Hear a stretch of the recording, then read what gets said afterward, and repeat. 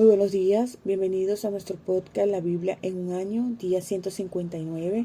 El tema de hoy, pruebas y tentaciones. John Wimber, pastor estadounidense y pionero del movimiento La Viña, ejerció enorme influencia en la iglesia en todo el mundo. Murió a los 63 años y la vida fue para él con mucha frecuencia extremadamente difícil. Fue objeto de una cantidad atroz de críticas. Recuerdo cómo me dijo en una ocasión: la notoriedad es divertida por un breve espacio de tiempo, pasado el cual se convierte en una molestia.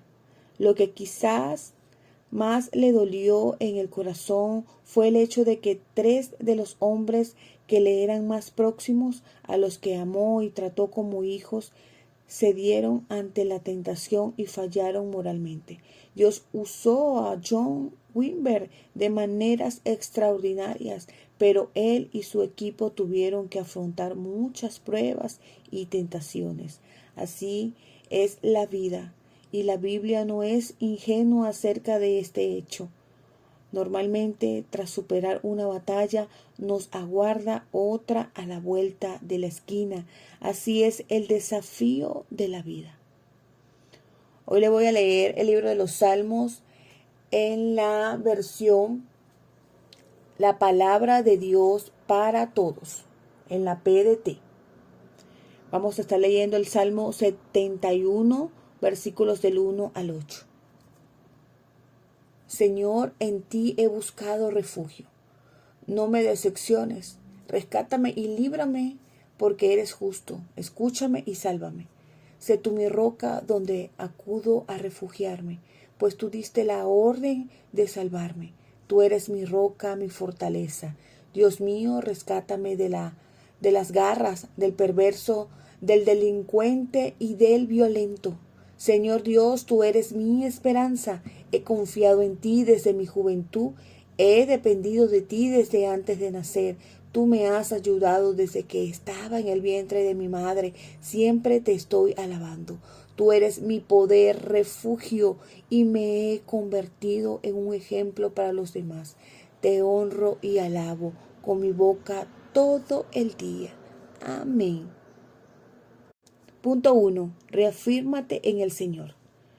Este salmo está lleno de indicios de dificultades y oposición, pero a lo largo del mismo el autor señala: de ti he dependido desde que nací. Versículo 6. En este salmo vemos 3 aspectos clave de lo que supone esta dependencia de Dios. 1. Oración. He aquí una oración que puedes hacer. En ti, Señor, me he refugiado. Rescátame y líbrame. Versículos del 1 al 2. 2. Paciencia. Una vez que has clamado al Señor pidiendo ayuda y depositando tus cargas en el Señor, el siguiente paso es esperar en Él con confianza. Versículo 5. Tú, soberano Señor, has sido mi esperanza. De ti he dependido desde que nací. Por siempre te alabaré. Versículos del 5 al 6. 3. Alabanza. Puedes alabar a Dios durante las batallas a las que te enfrentes. Mi boca rebosa de alabanza a tu nombre y todo el día proclama tu grandeza. Versículo 8. Acompáñame a orar. Señor, gracias porque puedo depender de ti cuando miro al futuro y las batallas que me aguardan. Amén. Vamos a estar leyendo Hechos, capítulo 4, del 1 al 22. Hechos 4, versículo 1. Unos sacerdotes, el capitán de la guardia del templo y algunos saduceos se acercaron mientras Pedro y Juan todavía le estaban hablando al pueblo.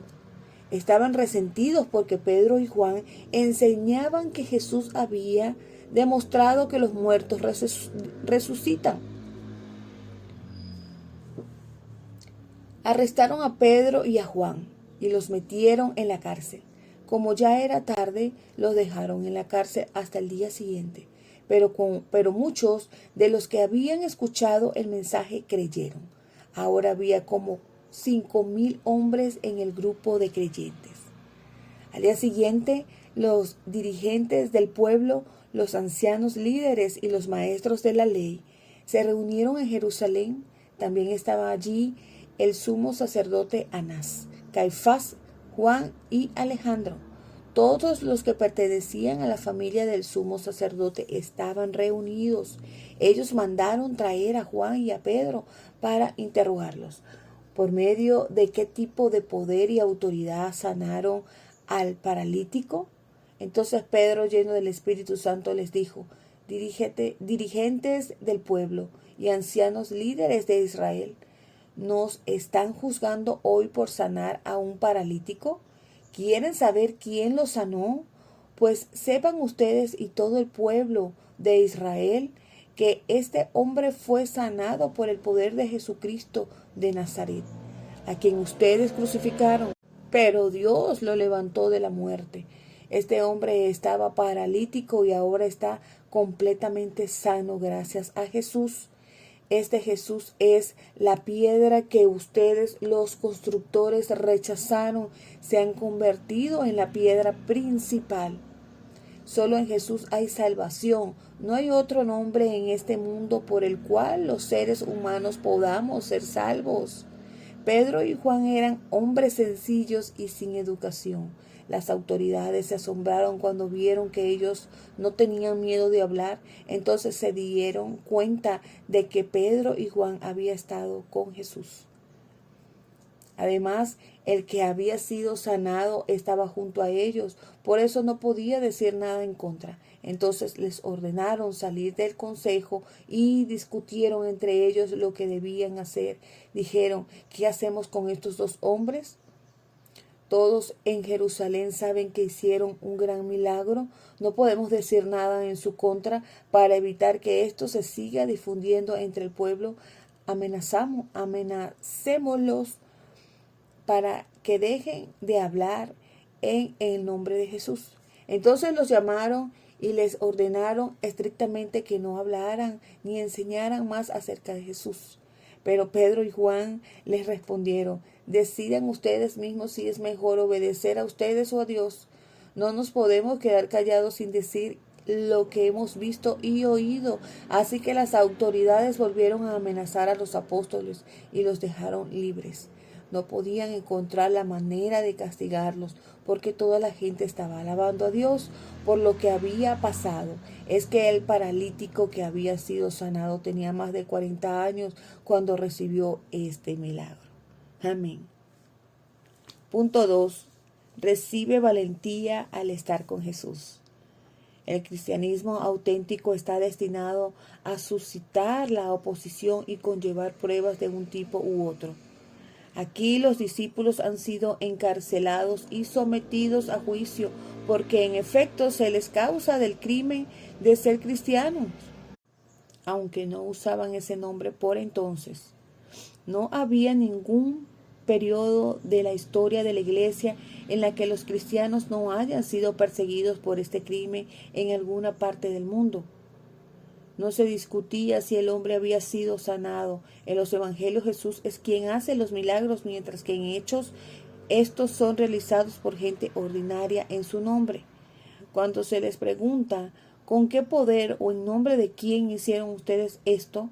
Versículo 7, Pedro responde lleno del Espíritu Santo: gracias al nombre de Jesucristo de Nazaret, crucificado por ustedes pero resucitado por Dios. Versículo 10.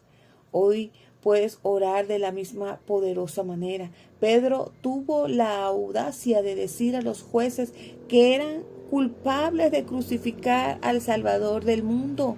Había rechazado y crucificado a Jesús y Pedro había tenido miedo de admitir ante una sierva que conocía a Jesús. Ahora es una persona transformada que proclama a Jesús y la resurrección en público ante el tribunal donde Jesús fue juzgado y a 500 metros de donde fue crucificado. La clave era que Pedro se había encontrado con el Jesús resucitado y estaba lleno de Espíritu Santo. Versículo 8. Ahora sabía a qué había venido Jesús y que Jesús estaba con él ayudándolo por medio del Espíritu Santo. Pedro continúa, de hecho, en ningún otro hay salvación, porque no hay bajo el cielo otro nombre dado a los hombres mediante el cual podamos ser salvos. Versículo 12. No es de sorprender que los gobernantes, al ver la osadía con que hablaba Pedro y Juan, y al darse cuenta de que eran gente sin estudios ni preparación, quedaron asombrados y reconocieron que habían estado con Jesús. Versículo 13. Puede que Pedro y Juan no hubieran recibido mucha educación formal, pero habían estado en la escuela con Jesús y eran sus discípulos. Habían asistido a la Universidad de la Palabra de Dios y ahora estaban estudiando en la Universidad del Espíritu Santo.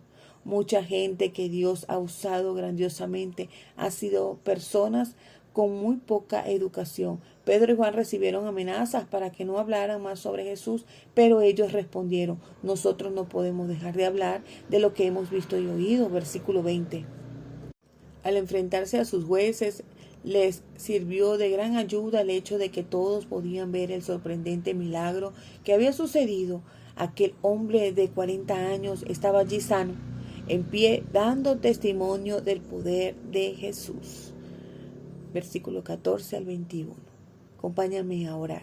Señor, lléname con tu espíritu y dame la misma valentía que a Pedro y a Pablo, para que pueda seguir proclamando a Jesús, cueste lo que cueste y cualquiera que sea la oposición. Oro para que veamos milagros sorprendentes como aquellos que fueron realizados por medio de tus primeros seguidores. Amén. Vamos a estar leyendo 2 de Samuel, capítulos del 11 al 12. 2 de Samuel, capítulo 11, versículo 1. Pecado de David con Betsabé. En la primavera, época en que los reyes salían en campaña militar, David envió a Joab, a sus oficiales y a todos los israelitas a destruir a los amonitas. El ejército de Joab también atacó a la capital de Rabá, pero David se quedó en Jerusalén. Una tarde David se levantó de la cama y mientras se paseaba por la azotea del palacio, vio a una mujer que se estaba bañando. La mujer era muy hermosa. David mandó llamar a sus oficiales y les preguntó quién era la mujer. Uno de ellos respondió: es Betsabé, hija de Elián, esposa de Urías, el hitita. Betsabé recién acababa de terminar su periodo menstrual y estaba cumpliendo los ritos de purificación. Cuando David envió mensajeros a que la trajeran ante él, cuando ella llegó, él se acostó con ella. Después de eso, ella volvió a su casa. Betsabé quedó embarazada y se lo hizo saber a David. Entonces David envió este mensaje a Joab: envíame a Urías el hitita, y así lo hizo Joab. Urías se presentó ante David, quien habló con él sobre Joab, los soldados y la guerra. Entonces David le dijo a Urías: ve a descansar a tu casa. Urías se fue del palacio con un regalo que el rey le había dado, pero Urías no se fue a su casa, sino que durmió afuera de la puerta del palacio, como cualquier otro siervo del rey. Los siervos le informaron a David que Urías no se había ido a su casa. Entonces David le dijo a Urías: tuviste un largo viaje, ¿por qué no te fuiste a tu casa? Urías le respondió: el cofre del pacto y los soldados de Israel y Judá están acampando en Sucot. Mi amo Joab y los oficiales de mi señor acampan al aire libre. No está bien que yo vaya a mi casa, beba y me acueste con mi esposa. Jamás haría eso. Lo juro. David le dijo: quédate aquí esta noche, mañana te enviaré a la batalla. Urías se quedó en Jerusalén esa noche hasta la mañana siguiente. Luego David llamó a Urías para que se presentara ante él. Urías comió y bebió con David hasta que David lo emborrachó, pero Urías seguía sin irse a su casa, sino que esa noche se quedó de nuevo donde dormían los siervos del rey.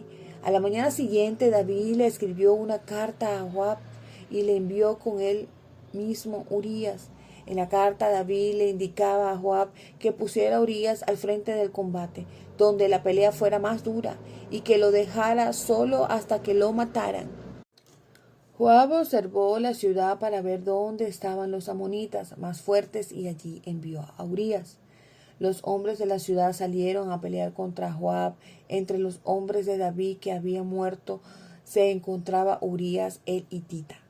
Entonces Joab envió un mensajero para darle a David un informe detallado de la batalla. Le dijo lo siguiente al mensajero: cuando termines de darle el informe completo, si su majestad se enoja y pregunta por qué el ejército de Joab se acercó tanto a la ciudad, es que no sabe que hay hombres en la muralla de la ciudad que pueden matar a sus soldados con flechas. Es que no recuerda que una mujer le arrojó una piedra de molino a Abimelech, el hijo de Jerubeset, en Tebes, y lo mató. Entonces, ¿por qué se acercó tanto a la muralla? Si el rey David dice esto, entonces dile además que el oficial Urías el hitita también murió. El mensajero fue y le dijo a David todo lo que Joab le había indicado. Los amonitas nos atacaron en el campo, peleamos y los perseguimos hasta la entrada de la ciudad, pero los soldados que estaban en las murallas nos lanzaron flechas y algunos de sus oficiales murieron, entre ellos Urías el hitita. Entonces David dijo al mensajero: dile a Joab que no se aflija tanto por lo que ha pasado. La espada puede matar a un hombre igual que a otro. Que planee un ataque más fuerte contra Rabá y la derrotarás. De esta manera anima a Joab. Cuando Betsabé se enteró de que Urías, su esposo, había muerto, hizo duelo por él. Después del luto, David mandó que la llevaran al palacio. David se casó con ella y ella le dio un hijo, pero el Señor detestó lo que David había hecho. Segunda de Samuel 12. Natán reprende a David.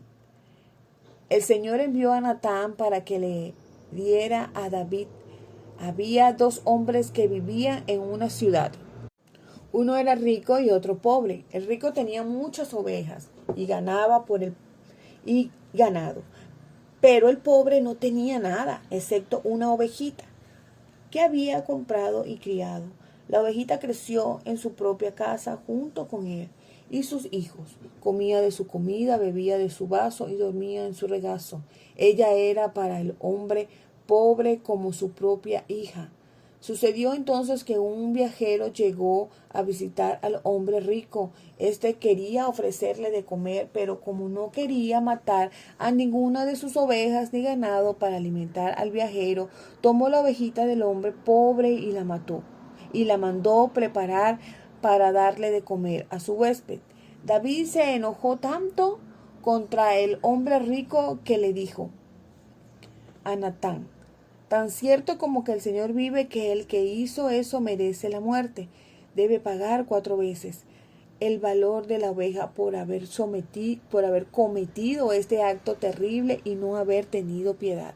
Entonces Natán le dijo a David: tú eres ese hombre. El Señor Dios de Israel dice: te elegí para que fueras el rey de Israel.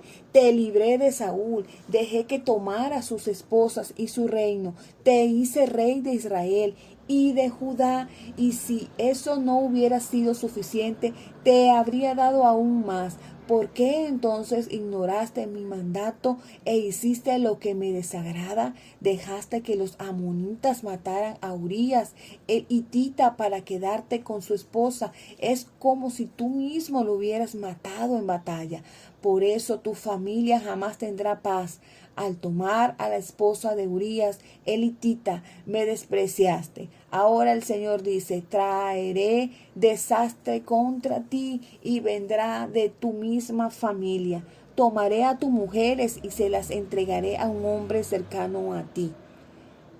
Él dormirá con ellas y todo el mundo lo sabrá. Tú te acostaste con Betsabé a escondidas, pero tu castigo estará a la vista de todo Israel. Entonces David reconoció ante Natán diciendo: he pecado contra el Señor. Natán le dijo a David: el Señor te perdonará incluso este pecado. No morirás porque en este asunto tú le has faltado gravemente al respeto al Señor. Tu hijo sí morirá. Muerte del hijo de David y Betsabé. Después de esto, Natán regresó a su casa. El Señor hizo que el niño que David había tenido con la esposa de Urías enfermara de gravedad. David rogó a Dios por el niño y se negaba a comer o beber. Se fue a su casa y por la noche se quedaba allí tirado en el suelo. Los oficiales de más confianza del palacio iban a verlo y trataban de levantarlo, pero él se negaba a levantarse y a comer con ellos. Cuando el niño murió al 7º día, los siervos de David tenían miedo de darle la noticia porque pensaba que se podría hacer algún daño a sí mismo al recibir la noticia, ya que no los había escuchado cuando el niño aún vivía.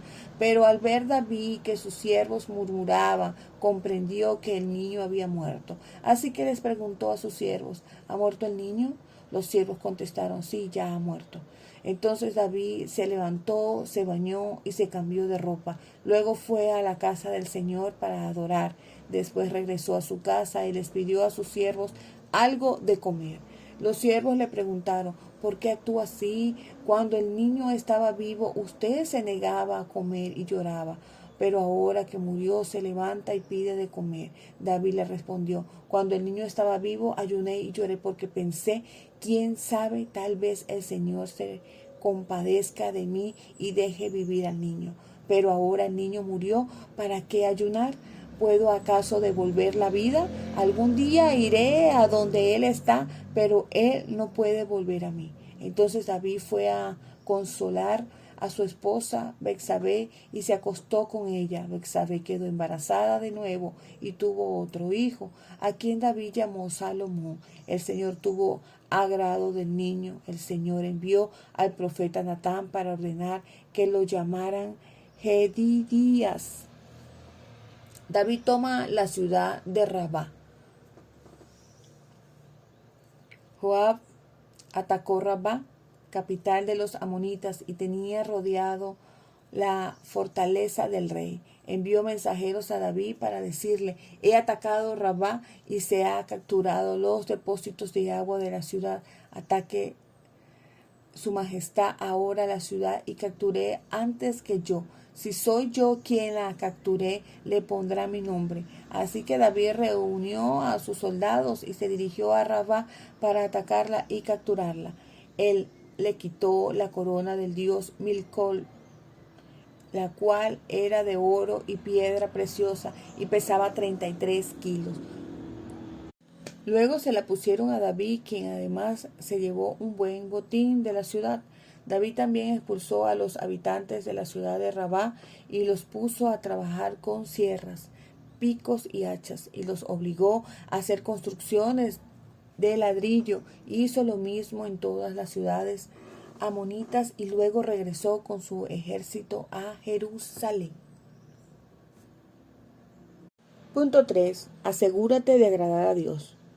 Puede que la cultura contemporánea, las palabras "tú eres ese hombre", se puede ver en el capítulo 12:7, sean palabras de la admiración, pero en la Biblia son de las palabras más inquietantes. David había sido descubierto, había sido tentado y caído en pecado. Lo hizo en secreto y pensaba que se iba a salir con la suya. Pero Dios vio todo. En una de las mayores atenuaciones de la Biblia, se nos cuenta que lo que David había hecho le desagradó al Señor. Capítulo 11, versículo 27. Cuando se fue todo a pique, se dice que el primer error de David fue quedarse en Jerusalén. Versículo 1. Si hubiera estado allá afuera, librando la batalla con su pueblo, habría estado menos inclinado a la tentación que al quedarse en casa sin nada que hacer. John Wimber solía afirmar: Es difícil quedarse sentado y ser bueno. Es mucho menos probable que caigamos en la tentación cuando estamos completamente ocupados y en el lugar correcto. David fue resbalando por la pendiente poco a poco. Vio una mujer sumamente hermosa bañándose, versículo 2. Aún no había pecado, solo era la tentación, pero tuvo que haber cedido a los pensamientos lujuriosos porque hizo un plan. Envió a que la buscaran para acostarse con ella y pecó gravemente. Aunque para los estándares de su tiempo aquello no era nada comparado con lo que había hecho otros reyes. Planeó un encubrimiento que no funcionó. Al final todo desembocó en el asesinato de Urías. Como suele pasar, el pecado lleva más pecado y el encubrimiento fue peor que